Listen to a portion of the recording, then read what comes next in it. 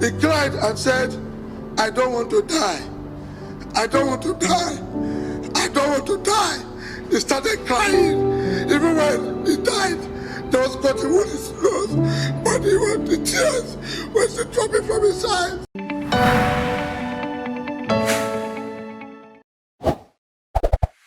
So hello guys, what's up and welcome back to my YouTube channel. It's me, your girl Barrister Neze, and this is Nezeville. 3 years ago, in 2021, we were met with a very unfortunate story. The story of the very premature death of Sylvester Oromoni Jr. Born on the 4th of December 2009, Sylvester was a JSS2 student of Dowen College, located at the Highbrow Lekki area of Lagos State. He was born and raised in Warri, Delta State, to a very big but closely knitted family. He was the last child and his dad's absolute favorite, so dear that his dad named him right after himself. Sylvester had always wanted to be a pilot. He would spend time reading about the troposphere and watching airplanes fly. His parents were committed to helping him actualize his dream. And what is the ideal foundation to actualizing the dream of becoming a pilot? Sound and quality education. There may be many schools in Warri, Delta State where they reside, but Sylvester's parents wanted what they perceived as the very best for him. They enrolled him in Dowen College, Lekki, Lagos State. Dowen College is undoubtedly one of the biggest and most bourgeois in Lagos. A quick search on Google will reveal that students in secondary school pay up to 2 million naira in tuition fees per annum. They run a British-Nigerian curriculum and they pride their graduating students as being Cambridge ready. They run both a day and boarding program, and Sylvester was enrolled in its boarding facility. Sadly, Sylvester's dream of becoming a pilot never saw the light of day. He died under the most painful circumstances on the 30th of November 2021, just 4 days to his 12th year birthday. So what and who killed Sylvester Oromoni Jr.? The channels of the media were awash with pictures and videos of the late child in what seemed like his last moments, and he was writhing and wincing and groaning in agonizing pain. He could barely move a muscle. His father, Sylvester Oromoni Sr., came forward with their own accounts of what led to their son's death. Take a listen. He said he did not play any football with any friends, that he did not even fall. He was in his room in the evening, although he did not give us the time, in the evening with his friend. He was lying on his bed. Okay. He was lying on his bed. His friends were sitting on their bed. They were gisting. Then these boys walked in, 5 of them walked into the room. And when they walked in, he said they were the senior students. Then he has not mentioned their name. When they walked in, one of them went back and put off the light. Put off the light. He did not mention who put off the light. So, but one of them went back and put off the light. But they were holding bed. They started beating him. They flogged him. He fell off from his bed and they started marching him. All of them. They started marching. They bullied him. In fact, he said that all these pains he was having all over his body, his head everywhere, was as a result of the beating. That he did not play any ball. Then he said, well, after beating, they now forced him to drink something. I said, okay, did you know the type of thing they give to you to drink? He said it was dark. But when he was making this statement, he would talk, I would make, then he would continue again. A quick reminder before we go on. If you're you're new here, you are seeing my face for the first time, or if you've been watching without subscribing, don't forget to hit the subscribe button. Give this video a thumbs up. Start to drop your comments in the comment section. Are you familiar with this case? Do you remember this case? We have big updates on it. So start to drop your comments down in the comment section and stay glued, because there is so much to share, so much that you will learn, and so much value that you will derive from being subscribed here. So let's proceed. Sylvester's father's testimony was closely corroborated by that of Sylvester's sister. 15-year-old Amanda, who attended the same school, expressed that her brother had been subject to bouts of attack from these 5 senior students. She said that these boys would harass her brother to disclose if he has seen her naked body, his elder sister's naked body, and they would taunt him and mock him and mandate him to describe her naked body to them. And even if he says he hasn't seen it, they would beat him into accepting that he had seen his sister naked. She said that despite this intense bullying and constant assault was reported to the school, no disciplinary actions were taken against these senior boys. He opened up to me that he wrote a statement about it, because I saw him with the prefect. He was writing something. He said that on the writing, he said that they were flogging him and asking him to say, and Favor Benjamin was asking him that he must say that he has seen his sister naked before, that he should say that he has, flogging him, making sure he said it. And he was tired of them flogging him, so he said yes. Them writing a statement to the official, I expected them to be suspended. So we came back after the midterm and I saw those boys, they were still there. So here we had Sylvester's father on the one hand saying that these 5 senior boys marched into Sylvester's room on this fateful night, turned off the lights and beat him to a stupor, and stomped on his ribs and stomped on his head and gang assaulted him. And there his sister was on the other hand, corroborating the testimony of her father, revealing history that gives flesh to Sylvester's father's account of the story, and then seeing videos of Sylvester in agonizing pain and knowing that he eventually died. The internet was frenzied with rage. Social media users marched to the page of the school, the Instagram page of Dowen College, to rain curses on them. The identities of these bullies were fished out and published online, demanding their heads. Several concerned parents and human rights groups hit the internet, marching with placards in protests. Everywhere was charged with fury, and everyone was demanding justice for Sylvester. So I believe our next question, very pertinent question, will be, so what did the school have to say about this very serious indictment leveled against them? Here is the official press statement that was released by the school.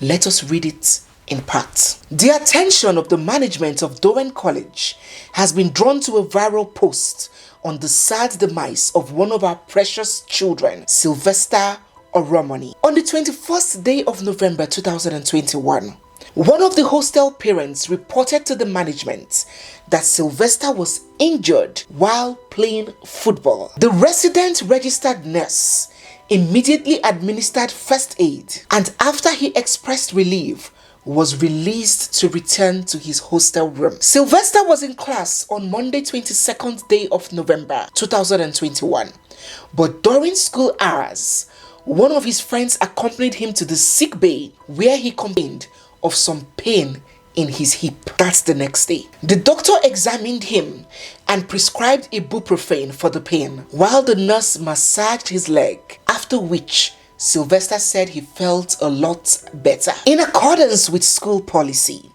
the resident doctor called Mrs. Oromoni, reporting the incident and requesting that she comes for him so that he could get further medical attention. The mother, however, said that she is not in Lagos. She spoke with Sylvester and prayed for him on the phone and promised to send the guardian to pick him up immediately for further medical attention. When the Guardian failed to show up the next day, on the 23rd of November, the doctor called the mother again, and this time she assured him that the Guardian would pick him up from school. Sylvester's guardian showed up and took him for an x-ray, after which the Guardian informed the school management that the results of the investigation revealed that no part of his body was broken or injured. We will stop here. Now this is getting confusing. Here we have Sylvester's father saying that his son was beaten up by a gang of 5 bullies, 5 cultists. And here we have the school saying that no such thing happened, that Sylvester only had an ankle injury during a game of football. But let's get back to this story. So obviously Sylvester's parents do not reside in Lagos. They stay in Warri, Delta State, an entirely different state. For those that are not familiar with Nigeria, it's about 6 hours drive from where Sylvester schools. So they made contact with a family friend who picked up Sylvester from school and took him to a laboratory where an x-ray scan was performed on him, and the result showed that there was no fracture, no dislocation, nothing. Every bone, every joint, every cartilage was intact. And it will be the thinking of many that if 5 boys, full-fledged teenagers, attacks a single little boy and puts him on the floor and stomps on his ribs and his head and all over his body, it may have led to a dislocation. It may have led to a fracture.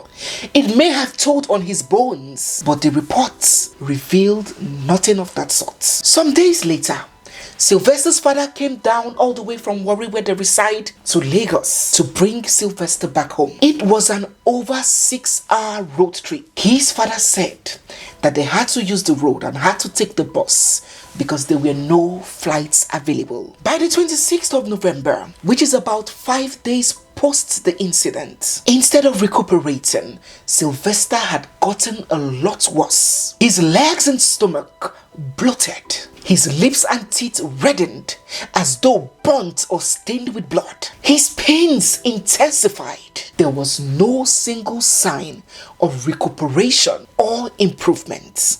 And on the 30th of November, after several days languishing in agonizing pain, Sylvester gave up the ghost. An autopsy was conducted on the remains of Sylvester at the Central Hospital in Warri by one Dr. Clement Vritahim. He reported, this pathologist, that Sylvester had died from acute lung injury due to chemical intoxication in the background of blunt force trauma. Blunt force trauma, if I'm not mistaken, that usually arises when somebody is hit with a blunt object such as a fist, a feet, a baseball bat, things like that. The school was immediately shut down by the Lagos state government indefinitely, pending the outcome of the investigation, and the government directed an immediate setup of a coroner's inquest to unravel the true cause of the mysterious passing of Sylvester Oromoni. I have explained in several videos in the past what a coroner's inquest is. So if you want to get all the knowledge of what a coroner's inquest is, it is not your regular court. It is not the regular criminal trial. You can search up Nezeville Mobad Coroner's Inquest or Osinachi Coroner's Inquest by Nezeville. You will get all the information you need about what a coroner's inquest is about. So the inquest began sitting on the 21st of January 2022, and as expected, standard procedure, the sitting magistrate ordered a full detailed autopsy and toxicology tests to be carried out again on the remains of Sylvester, this time on a larger, more detailed scale. 10 seasoned pathologists consisting of several doctors representing all the parties involved teamed up to carry out this toxicology and autopsy tests on Sylvester. Representatives from the government, representatives from Dowen College, representative pathologists from Sylvester's family, 10 pathologists were in the room. Very intense. And when the result of the second examination came out, it conflicted sharply with the reports of the initial one conducted by the first pathologist at the Central Hospital in Warri. It was revealed that Sylvester had passed from 1, septicemia, which is the poisoning of the blood by a bacterial infection. 2. Lobar pneumonia with acute pyelonephritis. 2 things here. First, lobar pneumonia, a type of pneumonia that affects one or more lobes of the lungs, causing it to be inflamed and filled with fluid or pus. And on the second hand, acute pyelonephritis, which is a bacterial infection of the kidney or kidneys and maybe the upper urinary tract, causing them to get inflamed. 3. Pyomyositis of the right ankle, which is a bacterial infection of the muscles around the right ankle, which leads to the formation of abscesses around that area. And if left untreated, this infection can spread fast to other parts of the body and can be fatal. And 4. Acute bacterial pneumonia due to severe sepsis. Now, we all know that our immune system releases proteins and other chemicals to fight off infections. In a sepsis condition, the immune system stops responding to infection, stops releasing these proteins and these chemicals to ward off infections, exposing the body to an invasion of infections. When this lack of response happens, it triggers an inflammation, very intensive inflammation, which can then lead to a septic shock and eventual death. The toxicology reports by these 10 pathologists, very seasoned, highly professional, extremely experienced pathologists, revealed that there was no evidence of blunt force trauma on the remains of Sylvester.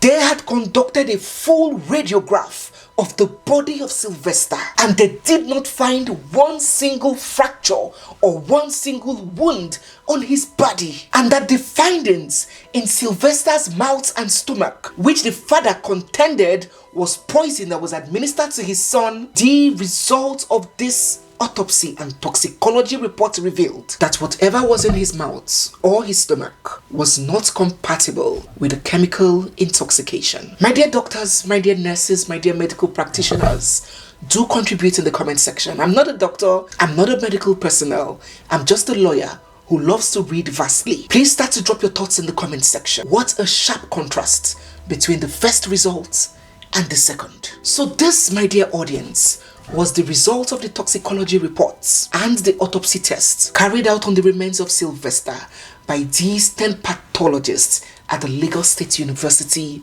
Teaching Hospital. The coroner's inquest thus commenced and 32 witnesses were summoned by the court to give their testimony and their accounts. These witnesses included members of staff at Dowen College, the 5 accused students, Sylvester's parents and his guardian, as well as his sister, the doctor that treated Sylvester in Warri, amongst several others. Now, this part of the video is what I consider the most crucial. Do not skip a bit. Pay attention very closely because a lot is about to come to light that a lot of people did not know. The coroner's inquest revealed a lot of information, a lot of details that members of the public were and still are not aware of. Information that may have led to this judgment that is causing uproar on social media. A judgment that is causing many of us to be aggrieved. A lot of people are aggrieved. You open the comment section, you see people cussing and raving. You see people raining curses on the judge. He will die prematurely. He would bury his children. He would die a miserable death. He would suffer just as Sylvester suffered. But will he? Possibly not. Evidence. Tangible, admissible evidence. That is the only language that the court understands. And that is why you have me, to give you undiluted facts, to tell you the law, the reality, not social media bans, not online illusions. Those have no place in the true scheme of things. Only the law will eventually prevail. So I followed through the coroner's proceedings and I got insight as to more information. Information that some of us type in emotionally on social media are not acquainted with. First, in the court proceeding, it came to light that after the over 6-hour movements of Sylvester from Lagos to Warri, he was not taken to the hospital by his parents. He was taken straight to the house. There were no immediate medical intervention. There were no professional examination of his situation. Investigations revealed that he was taken home for observation and treatment. When the court asked Sylvester's father why he took Sylvester home in that situation instead of taking him to a medical doctor or a hospital, he answered that their family hospital, Vicar Hospital there in Warri, didn't have any bed space, and that necessitated him to take Sylvester back home. When asked again that why didn't he take him to another hospital since there was no space at Vicar Hospital, he said that Sylvester could be treated at home and that he contacted the doctor to come to the house to check on Sylvester. The family doctor also corroborated this state of facts by testifying that Sylvester was brought into the hospital eventually very late when so much time has passed. Secondly, it was revealed that after so much time had passed, keeping Sylvester at home, the next line of action that his parents took was taking Sylvester to church instead of a hospital. It was reported that he was taken to one God's Grace Ministry, a church pastored by one Pastor DKG Daniel, alias Miyeri Jesu, who is believed by his members to have so much healing power that he even brings back his dead members to life. He performs these healings by giving his members anointed chewing-gum. Eventually, when medical care was administered to Sylvester, it was not done in a proper medical facility. It was disclosed that he was treated at home, which was not ideal for his situation, and that he was only rushed to the hospital on the very day that he passed. The court also faulted the way Sylvester's family doctor handled his case, holding that the doctor handled it below par, below expectation, leading his crisis to have worsened and his health deteriorating under the doctor's watch. In a 255-page judgment, the emotion-laden Lagos Coroner Magistrate Kadiri, held as follows. I'll read from my tablet. The inquest magistrate, who was emotional while reading his findings, noted that Sylvester's death was caused by septicemia, a life-threatening health condition caused by a patient's body's response to an infection, which followed infections of the lungs and kidneys arising from the ankle wound. Faulting the PW3, which is the third prosecution witness, he said, based on the foregoing, it is clear that the deceased's health deteriorated in the doctor's care. The coroner magistrate held that the doctor did not take proper care of the deceased and completely abandoned him for a period of 32 hours. The deceased's death was an avoidable one but for the negligence of his parents and prosecution witness 3, which is the doctor.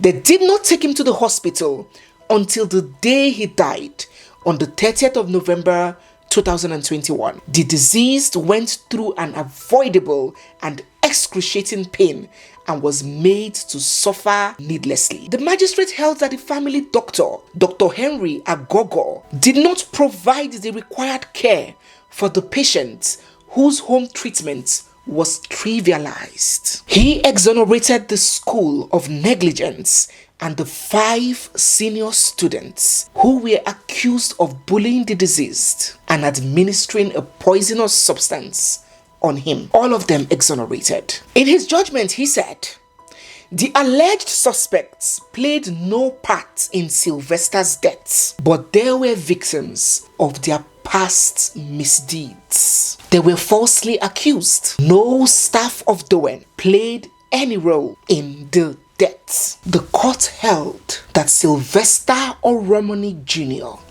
died of natural causes due to the negligence from his parents and the doctor.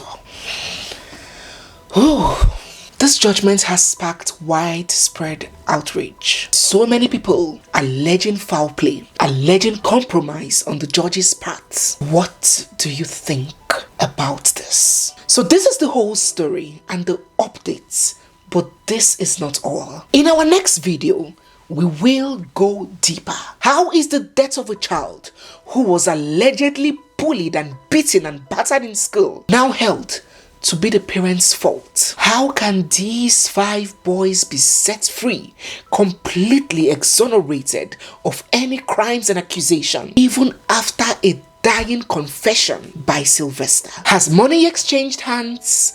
Some people allege that very strongly, especially as one of the boys is said to be a son of one of Nigeria's former senators. What exactly is the whole truth? Our next video is a must watch.